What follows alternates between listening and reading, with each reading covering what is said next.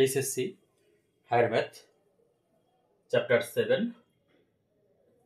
বিপরীত ত্রিকোণমিতিক ফাংশন সম্পর্কিত আরও একটি ম্যাথমেটিক্যাল টার্ম। এখানে বলছে যে প্রমাণ করো যে 4 into sign inverse 1/√5 plus cot inverse 3, তাহলে sign inverse 1/√5 plus cot inverse 3 এর সাথে আমাদের গুণাকার আছে হচ্ছে 4। এইটার সময় আমাদের কি করতে হবে? প্রমাণ করতে হবে পাই প্রমাণ করতে হবে।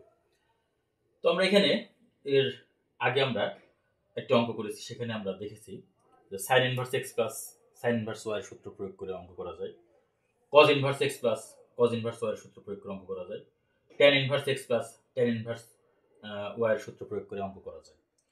আসলে আমাদের এই টাইপের যে অঙ্কগুলো রয়েছে সেগুলো আমরা অবশ্যই যে সূত্রটি আমাদের সহজ এবং ছোট ওই সূত্রটি প্রয়োগ করে আমরা অঙ্ক করার চেষ্টা করব, কারণ আমাদের অঙ্ক তো হলেই হলো।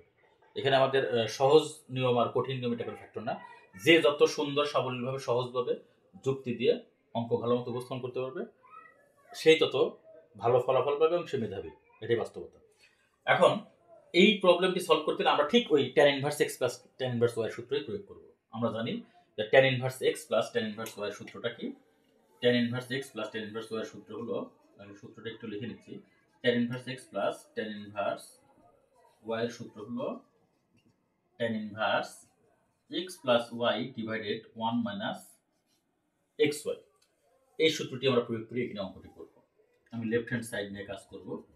এখানে 4 into sign inverse 1/√5 plus cot inverse 3।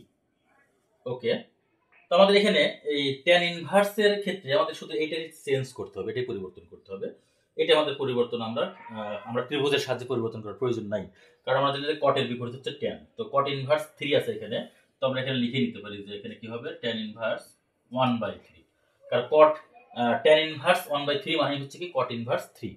আচ্ছা, আমাদের পরিবর্তন করতে হবে এখানে কি সাইন ইনভার্স 1/√5। ওকে, আমরা সেই ত্রিভুজ থেকে আমরা আসি এখানে, আমরা এখানে একটা সমকোণী ত্রিভুজ এ বি সি, যার এখানে এটা হচ্ছে 90 ডিগ্রি। তো এই কোণের সাপেক্ষে আমরা যদি কাজ করি তাহলে আমাদের এখানে কি হবে 1/√5 সাইনের অনুপাত হচ্ছে লম্ব বাই অতিভুজ, লম্ব বাই অতিভুজ। তাহলে আমাদের ভূমি কি হবে?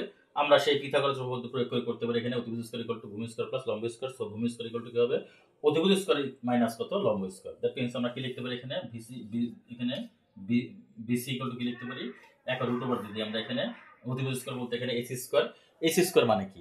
এসি স্কয়ার বলতে আমরা এখানে কত √5 হোল স্কয়ার মাইনাস লম্ব স্কয়ার মানে এখানে বি স্কয়ার মানে হলো কি 1 হোল স্কয়ার ইকুয়াল টু কি হবে এখানে 5 মাইনাস কত 1, দ্যাট মিন্স এখানে √, কত 4 ইকুয়াল টু কত 2। তাহলে বিসি এর মান কত হবে এখানে আমাদের 2।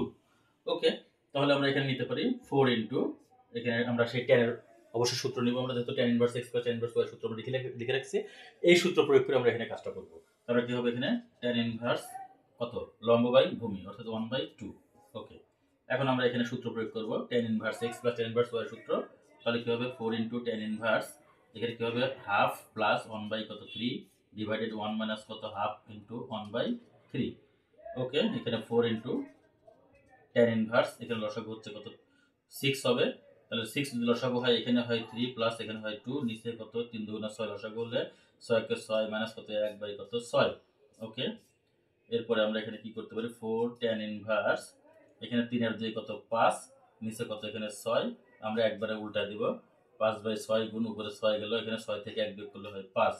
ওকে, তাহলে কি হয় এখানে 6 6 কেটে যায়, 5 5 কেটে যায়, থাকে কি এখানে এখানে থাকে হলো 4 ইনটু